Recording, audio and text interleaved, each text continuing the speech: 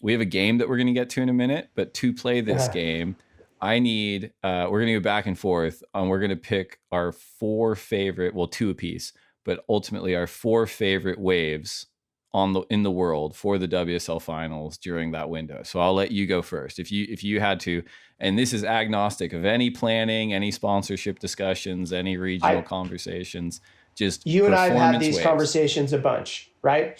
I have a weird thing for Lakey Peak because it's a left and a right. I think it's really, really interesting. And just to think about, like, that's part of this. We have to make, we want to make this fair. So Lakey Peak. Okay. I'm a goofy footer, so I'm going to go with macaronis if we're going to stay in Indonesia for a minute. I think macaronis is one of the most renowned and sort of universally accepted high performance waves on the planet. Whether you're a goofy footer or a natural footer, I think it's exciting. I think there's barrels and turn section and air section, so I'll go with that. All right, what's your second pick? So I was going to go with so I sort of have 2, but I'm going to go with trestles, just because I think it's a rippable wave and it's close to home. It may not be the most challenging wave, but for both men and women, and right before I got on this podcast, I was watching the rewind of Filipe Toledo doing the floater where he walks up the board. It got me inspired, so it's on the the top of my mind. I think it's another high performance wave. Okay, so we've got you got Lakey Peak, so that's a split peak. I put macaronis, which is a left. You put trestles, which is another split peak. So I'll balance it out, and I will say Selena Cruz. In that time period, which is where the search event went when it was at Barra.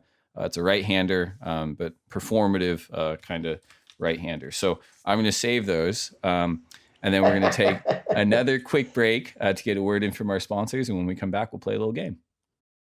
So we have a new segment. The lineup time machine involves you and I speculating on how the world title determination would have gone down in previous years with our forthcoming WSL Finals format. So for today's time machine, we're going to take the year-end rankings from 2010, and we'll run the final 5 men and women through the WSL Finals format, and we'll speculate as to who's going to come out on top.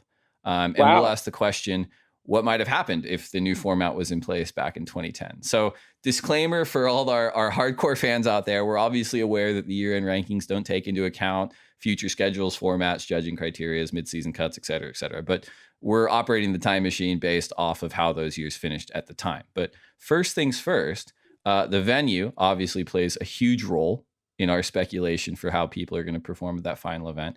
And we haven't announced what the venue is going to be at 2021, but you and I just picked 4 venues that might be good in September in 2021. And I have placed them in Joel Parkinson's original World Title Cup.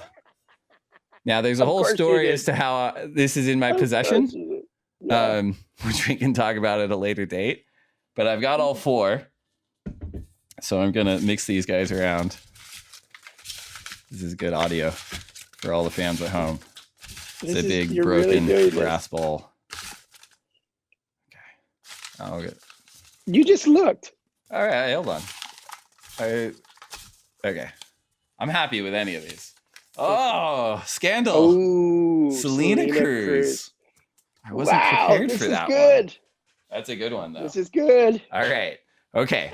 So the venue we're going to play the time machine on is Selena Cruz, which for our listeners who are not aware of what it is, Pat, break down the wave if you had to describe it to someone who'd never been there. Beautiful right sand point. Can go from sort of rippable, better sort of trestles to complete sort of Cura below sea level barrels. So can be performance. It's a bit of, you can have performance, but it's also got tube rides mixed in. Certainly different tides play a factor as well. Excellent breakdown. Okay, so we're going to go through the 2010 year-end rankings for a theoretical WSL Finals held at Selena Cruz, right-hand point break. Before we get into it, the number 6 surfers on both the women's and men's sides miss out, and I thought it'd be interesting to name them. So on the women's side, Chelsea Hedges misses out on the WSL Finals at Selena Cruz in 2010. And on the men's side, Bede Durbridge misses out. What are your thoughts on both of them as it pertains to Selena Cruz just missing out on being in the WSL Finals? Well, there's one thing that's somewhat scandalous in this entire operation. There's not one goofy foot in the draw. So Chelsea would be the only goofy foot in this entire conversation. So something's happening here, dude. Well, and she's also, both of them are Gold Coast kind of like staples. I think actually Chelsea's originally from Avalon, but she lived on the Gold Coast. She lives on the Gold Coast. Yeah. So they know their way around a right-hand point break. And I think they could be particularly lethal at Selena Cruz. So it's a shame they missed out. And I think, as you pointed out, being a goofy footer in the draw, being the lone goofy footer in the draw, that point of difference helps on the judging side for sure.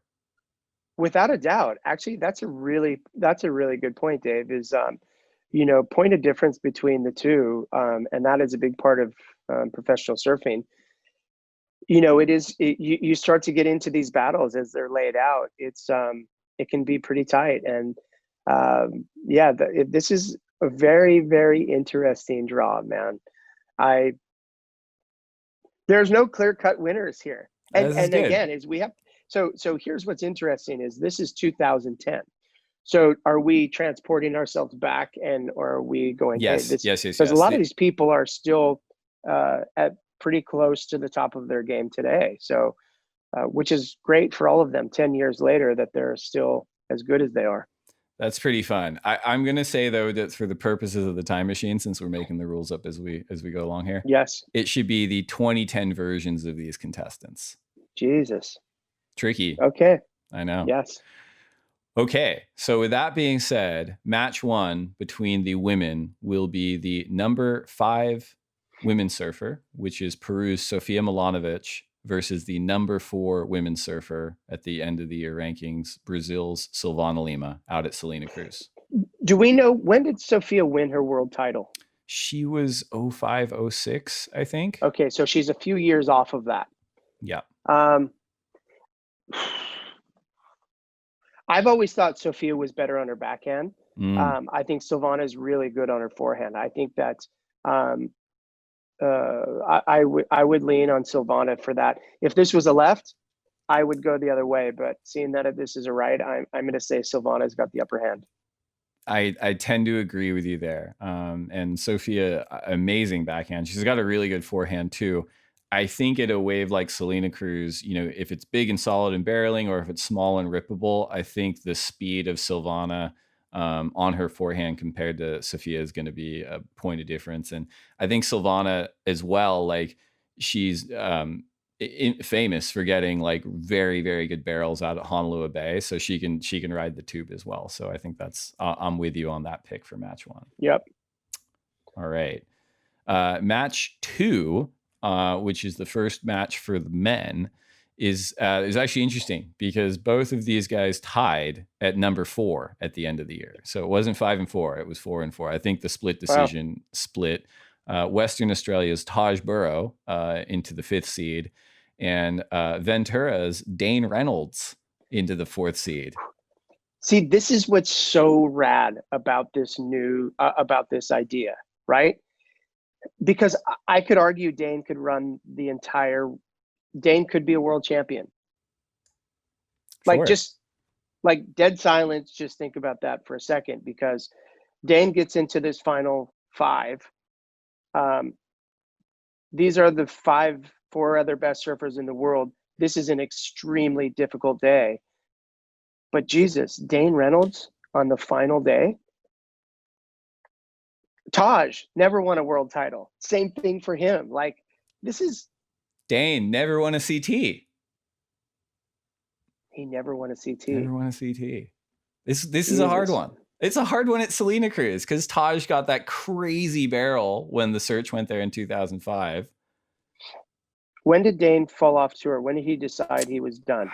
Man, I think it was 2011 was the city tour when we went to Rio, New York, and San Fran, which, funny enough, those were like the best waves we got all year. And I think he was kind of disinterested then. And then I think 2012, he wasn't on tour. Okay.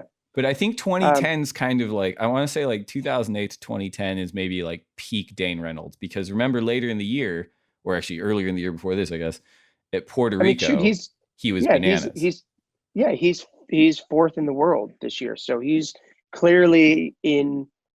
He's in. For the sake of this conversation, I'm going to say Dane, because I just think it's so interesting to see how this will play out. But yeah, it's a hard one, dude. This is why it's great. It's really super hard. Like I mean, I'll put it this way: like if the WSL Finals in 2010 is at like firing 4 to 6, 6 to 8 foot Selena Cruz, and the opening heats are Sofia versus Silvana, and then Taj versus Dane, I'm a happy camper. I'm watching all day. I'd agree. I think I will give it to Dane for a lot of reasons, which are consistently discussed on this podcast. And also because it's closer to me than Taj Burrow. But I think Taj is amazing, and I think that would be like a huge upset as well, like Dane taking Taj out in the first heat, which is exciting. Yeah. All right. So match 3 is the number 3 ranked woman at the end of the year, which would have been Carissa Moore, taking on the winner of the first match of the morning, which is Silvana Lima. So Carissa Moore versus Silvana Lima at firing Selena Cruz. I think Carissa gets that most every day. I think this is where Carissa just sort of, I'm not sure when her first world title is, but I think this is as close to where she would start to really rev her engines. And Carissa is all about these big moments. I think that's the one thing about we've seen from Carissa is the bigger the stage, the more she prepares. So I would have a hard time betting against Carissa for anything. Yeah, so that season in 2010, she started really slow. Like she got 2 9ths on the Gold Coast and Bells, and then she won in New Zealand at Taranaki and just kind of blitzed the field. She got a 5th in Sydney. She got a 17th in Lima, which was it's like Sao Bartolo. It was like the weirdest event I've ever done. It was bizarre. And then she got 1st in Portugal, 2nd in Puerto Rico, and then finished with a 5th at Sunset Beach. So I think the form that she had that year, and meanwhile, funny enough, Silvana started the season with 3 5ths. She got a 3rd at Sydney. She won at Sao Bartolo and then finished the season with 3 5ths. So she had like a radically consistent season. But I'm with you. I think in those conditions, I think Carissa takes Silvana to advance to the next round. So in match 4, we have the 3rd ranked man of the year, which was Mick Fanning, 2010 Mick Fanning, going up against the winner of our match 2, which is Dane Reynolds. Dude, really? I'm a huge Mick Fanning fan. I just Sandy right hand Point Break. I just have a hard time betting against him. It's really one of those things where if Dane could go one of 2 ways, he could literally go through the sky, or he could just fall apart in this heat. And where I know Mick is going to get at least 2 8.5s, maybe more. This is poker, Dave. Does Dane beat two pocket 9s? Yeah, geez. It's so conditions based for me. Like because Dane is really so many edits going down there, surfing everything from kind of like tiny points to kind of pumping points. And geez, I think that it kind of plays into it for me. I think the pressure thing too, I don't know how much pressure Dane's going to feel kind of isolated at Selena Cruz for the WSL Finals. Certainly pressure on the day, right? With a world title on the line. And I think that's something that he doesn't necessarily like. It's just speculation. Whereas Mick kind of uses it as fuel. But I guess if we're saying it's firing because we're kind of fan casting this, then I kind of think I'll give it to Mick because of the psychological advantage. Is my choice. You can split it with me. I'm going to give it to Mick because of the psychological advantage of the world title being on the line for the day. and his familiarity in firing right hand points. Yeah, and this is kind of goes back to the idea of we're creating this stage where it really is people who are up for this moment.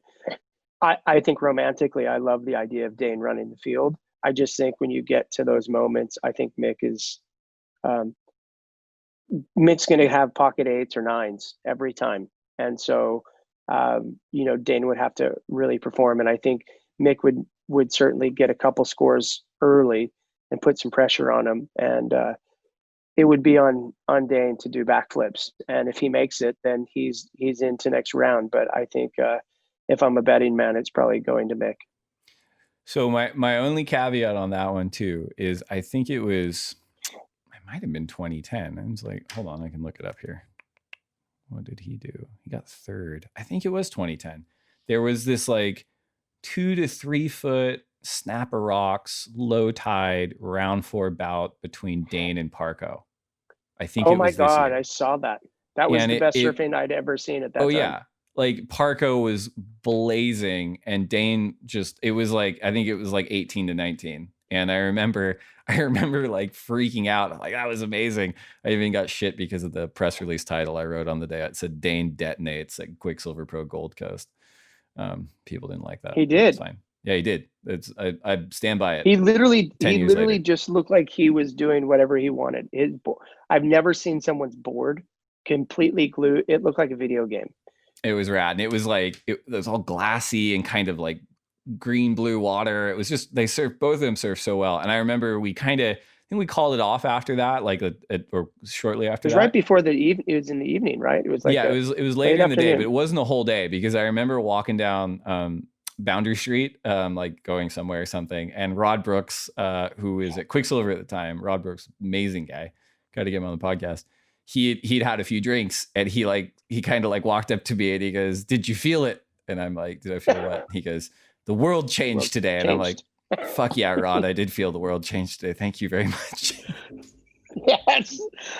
See, those guys were the best, man. That is Rod Brooks is an amazing guy, man. Just that emotion and like that response from that heat. Hold on, Mike. That's exactly what's missing. On the window. Get out of here, you gremlin. Jesus. Yeah. That's Nathan's running in and out as well. That's right. Okay, cool. So we're both with Mick, though. We're going to run with Mick on that one. Yep. Okay. So match 5 is the number 2 ranked surfer at the end of the women's season up against the winner from match 3, which is Carissa Moore. So Sally Fitzgibbons versus Carissa Moore.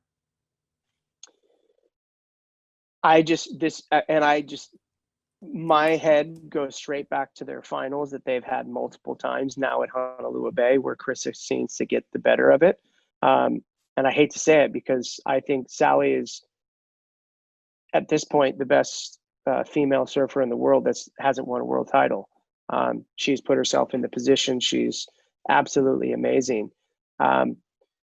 And for whatever reason, it just hasn't gone her way. In fact, I think back to that rainy day in Maui, I like literally was almost in tears for her. And in this case, I think again, like Carissa's now she's a 4-time world champion. She's shown that she is going to push past that moment. In firing waves, which we've seen them both in, I think they both have a good chance, but I think Carissa gets the nod. I'm with you. And I love Sally surfing. And I think it's one of those things like Sally, I remember the year she qualified. So they always start on the Gold Coast. And it was really small for the opening rounds, non-elimination round 1. And we went over the hill and surfed at D-ball. And I remember standing on the hill and I was around like Steph and a couple other of the top 17. And Sally was just blazing these little peaks, like surfing so much faster than everyone and just like so much power. Kind of like how like Rob isn't like the biggest guy, Rob Machado, but he surfs so fast that he's like a power surfer because he's able to do that. Like that was Sally. And she's, to me, she's only just gotten better as a surfer, but the field has gotten that much better. And, that year she went 5th, 3rd, 2nd, 5th, 3rd, and 4th. She couldn't win a CT that year. And I think kind of what you're saying, Carissa won 2 CTs that year and she was like ascendant. And I think I think given their history, I give that one to Carissa as well. Yeah, it's interesting she didn't win that year. I think that's and it goes back to our Dane from the McFanning heat. Those are really important stats. There's certain people who, when they get to the end, they win. And certainly I think that will play a part of our future discussions. All right. So match 6 is the second ranked surfer from the men's tour, which is Jordy Smith, up against Mick Fanning in firing Selena Cruz conditions. Whew. Okay, you're the master of stats. Tell me how many events did Jordy win that year? Jordy won. It was the first year that he won J-Bay in his back-to-back years. So he won 2010 and 2011. So he won J-Bay. He also finished runner-up on the Gold Coast. And he also finished runner-up in Portugal. So those were like the highlights for him that year. And Mick won in... Where did he win? Did he win at Trestles that year? No, he won in France that year. He got a third at Trestles. I think that was the year. So he had kind of a slow start. He went 9th. I think he finished runner up to Parco at Bells. And then he went 9th. And then he hit 3rd at Trestles. And I think that's when he was riding Chloe's board, the Mayhem, at that event. Oh, yeah. I do remember this. It's hard not to just fall back on the results from the year, and sort of just go, well, Jordy was obviously, he was rated one higher. But I sort of get into this, like Mick has won 3 world titles. And so when those big moments happen, like Jordy's stature he's such a big guy. So when the waves are good and big, like I look at Jordy at Sunset and just think he should win every time, if he gets waves.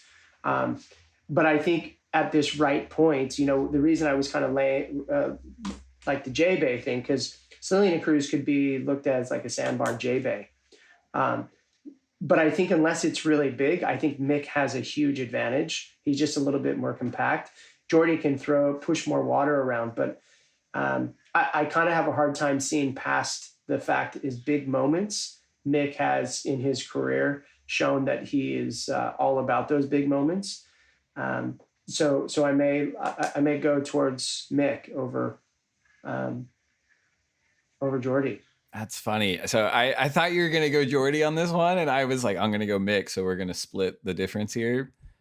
I don't know. Like this was kind of a weird. So Mick wins the world title 2007, wins again in 2009, and then he kind of has a dip. He's a 2-time world champ. He's in the mix challenging Kelly. There was all this pressure around Kelly getting 10 world titles in 2010. It's a big thing. And I remember he just kind of had a sleeper year. Like he kind of had all those 9s. It looked like he sparked back up when he was riding those Mayhems at Trestles. He won the next event in France. And I want to say that it changed him, but then he didn't challenge again for the world title for a few years. You know what I mean? Like, well, he always challenged, I guess, but he didn't win one, I guess is my point. Yeah. But yeah, like the Jordy thing too, like he could easily win. I just think knowing what we know about Mick now, I give it to Mick at the time. Yeah. I think honestly in the moment, like if we were on the beach and you were like, who's going to win this heat, Jordy or Mick? I'm like Mick for sure. But yeah, it's funny because or Jordy for sure is what I would say. Jordy for sure. Yeah, I was going to say, in the moment, I probably would have said it's going to be Jordy because of his performance. And he was young coming up, and this is his moment of reckoning. Like, this was kind of like the thing that I think we'd all thought, like, okay, Jordy's going to win world titles. And that's probably where my head would have been then. It is a little bit hard to have this after it's obviously happened, and these careers are either, it's 10 years from there, because Mick did win 3 world titles. And so you kind of go on a whole body of work. It's really hard to, I think that's the difficulty, is putting yourself in 2010. But yeah, I would say just based on that experience, I would have to say, give Mick the nod in that. And again, I do think waves matter, like if it's sort of big and like I kind of think of it being more sunset than Kira, if you will, like sort of, then I think Jordy just has the power and the lines that he's going to draw. I think sometimes at Bell's, like on those big days, and he's able to just do those big arcs and stuff. I think those, we talked a little bit about point of difference. He has that over the field, actually. So Jordy has that for sure. If it's like that, and again, in the moment in 2010, I probably would have said Jordy, but seeing we're having this conversation in 2020, I'm going to lean on Mick. I'm the same, but I'm still counting both of their performances on the day in 2020. I just think the things I've learned about who Mick was in 2020 and who Jordy was in 2020 give Mick the nod for me a little bit, just barely. But yeah, on the beach, I would have been flying the Jordy flag for sure. All right, women's final. So this is a 2 out of 3 final. And this is the number 1 ranked surfer of the year, Stephanie Gilmore, versus our challenger, who's mowed through the field, Carissa Moore. Who takes the women's world title, and how many heats does it take? It has to go 3, dude. I'm with you. It's going 3. This one's going 3. Who gets which heat? I mean, the initial thing is if Steph Gilmore is if she's not the best women's professional surfer, I think that's a real debate. I think she probably is historically, and you basically put her in the dream scenario, right? She's the number 1 seed going into a right point, which is literally the thing that she's the very best at. So look, I'm gonna say that she wins the first one of the 3. She starts off in the lead. Carissa will come back and get the second one. And now I think it's really about the final heat. That's how I think it plays out. I don't know where it goes, Dave. Chris is so damn competitive. She is so competitive. But I do think it works like that. I think Steph starts off and gets out and puts a lead out on her. And then Carissa is like, you're not going to take it that fast, and gets the second one. I think it's the third heat that's going to decide it. You got to pick, man. That's part of the time machine. Do you want to just write them on a piece of paper and pick out of the thing like you did? No, I want you to pick, and then I'm going to pick. I'm going to say Steph. I think it's a right point. I would have a hard time betting against Stephanie in the right point. I'm with you. That my point of difference. I think that Carissa wins the first heat. I think there's something in it when you haven't surfed and all the adrenaline's been going all day, and you go in there and I think, Steph looking at Carissa as a challenger coming onto the scene and getting a little bit rattled by Carissa kind of mowing through Silvana and Sally and probably ripping like on the day. I think she comes in a little cold.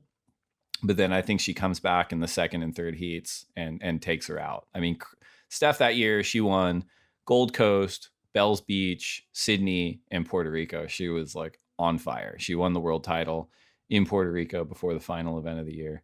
But yeah, that's how I see it playing out. Same winner, just slight difference on the sequencing. Wow. Men's final. This just shows why it's exciting, though, because everything that you just said puts us in a place where these matchups matter and the location is perfect for what we're talking. This is exactly why it's exciting.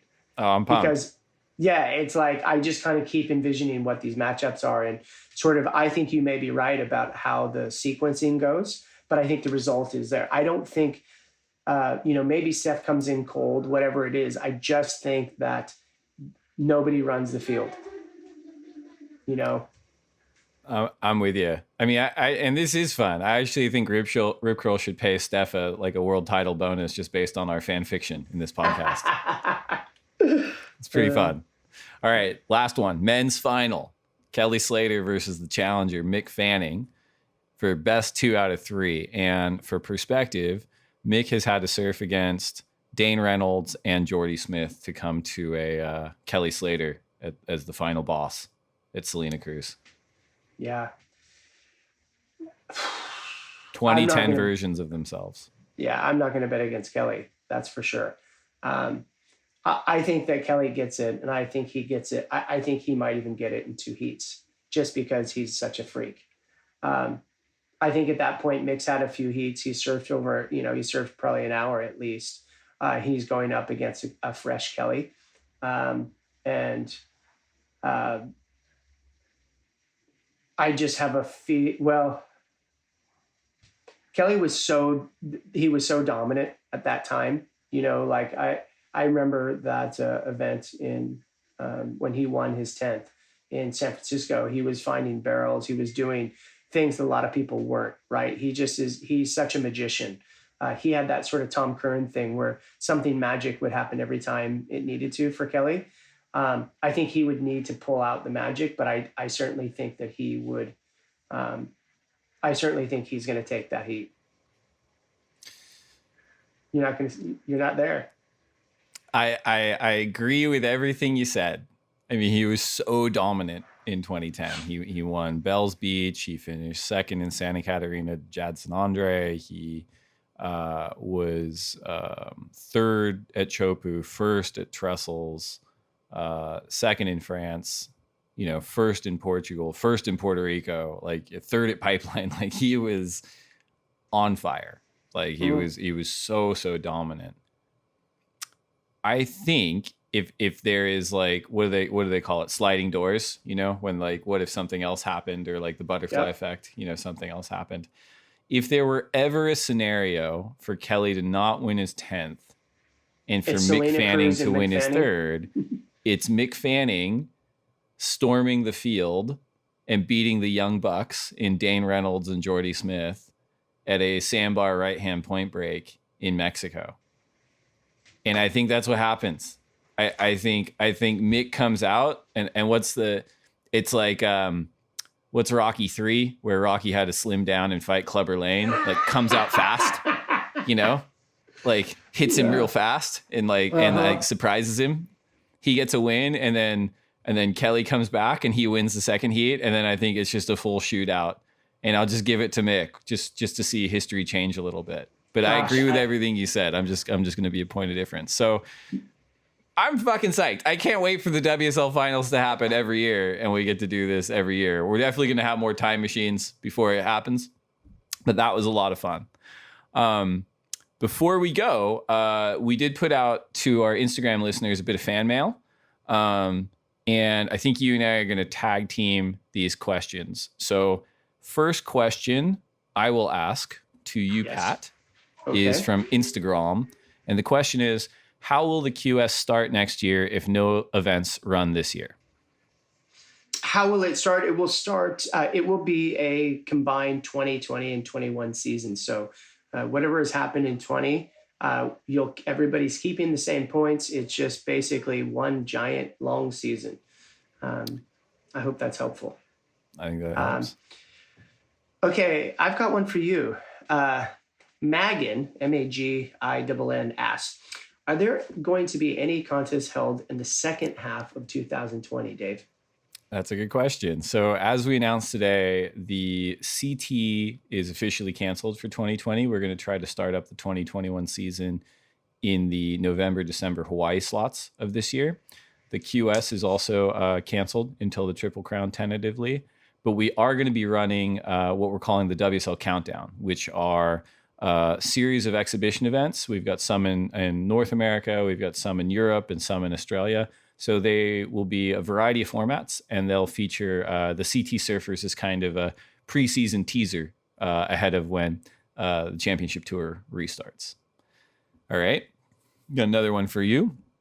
The Real G Reg asks, when is the CT coming back to Long Beach, New York? Last time it was there was 2011. I can't wait. The real deal. Nothing in the works today, but certainly if you'd like us to come, let's start talking, because New York is cool, man. I wasn't around for that, but that looks like, it looked like a lot of fun. It was a trip, but yeah, that was exciting. Okay, Dave, I keep getting these really strange names. Anyways, easy ones. Yes, he has, or she has asked. There's been a lot of talk about a final day showdown. What is the final straw that made that decision happen? That's a good question. I don't know if there is a final straw. I think as we talked about on this podcast, we've been working on this for a few years and having that conversation. And I think it was around, how do we create the most exciting moment in surfing? How do we treat the most important moment in our organization as sacred? And how do we design it to really see the world's best surfers surfing against each other? And it was always part of our plan. I think you and I have been talking about it in earnest since you took the post. When we saw it happen organically and coincidentally last year at Pipe between Italo and Gabrielle in the final heat of the season, I think that really pushed us over the line. I think the audience numbers that we saw and the return on investment for our partners was so high, which really fed into our hypothesis on what we wanted to do moving forward. And so I think that kickstarted us into pushing for that. And the pandemic and having to pause in 2020 allowed us to really work through that and work through a lot of the conversations. So there wasn't really a final straw, but I think it was just a series of things that was leading to this informed innovation that we're as expressed in the time machine, really psyched about. All right. Cody JP asks, where can I find Endless Summer 2 on? I presume he means streaming. Yes. You can illegally watch it on YouTube. Probably not the answer people want, but yep, that is the truth. Someone sent me the link the other day. That's good. You don't get those internet dollars, though, if they watch it on YouTube. I get so much $100. I get South so Park. Much money from, exactly. They're just, the money's rolling in, Dave. So yeah, please actually go to YouTube and watch it. Okay, I finally got one. Sam Steed asked Dave if it's ever too late to start surfing. He is 32 years old. No way. I don't think. I would start surfing now. Surf forever. I don't know. I mean, Kelly Slater's 47. So if you're 32, you still have 15 years to win a bunch of world titles. No worries. Kelly Slater's 48. He's the same age as I am, dude. 48. Good correction. Yeah. 16 years. You got 16 years to win it. He's only got 11 world titles, man. You got 5 years to practice and then 11 to get it. Easy. All right. Final question from the real Sean YD. Real Shawnee D? I don't know. Pat, how are you so jazzed up all the time? It's called coffee, man. I just drink way too much coffee. Dave knows. Yeah. No, actually, I grew up in Chicago, man. I never thought I'd be sitting here getting to talk about surfing my whole life. So we're pretty fortunate to be able to do this. So I think that's part of it. I wake up and I'm like, dude, really? Actually, the fact that I'm saying dude from Chicago says a lot. But yeah, man, just get out there and make it happen every day. And I think it's perpetual motion keeps you happy. You do like a lot of coffee, man. I'm surprised we haven't started your own Pat O'Connell strain yet. That's something. Now that this announcement's out, we can work on it. It can be our next project. We can work on it. We got time. We can wait till December. We're gonna have a new coffee thing. That's right. We'll need it. So that's all we have. That was really fun. What's next? I don't know. All right. Thank you very much, Pat. We'll look forward to talking to you on the podcast again soon. And you and I will probably start texting immediately after this. So thank you so much for coming on. It was a lot of fun. Cheers, Dave.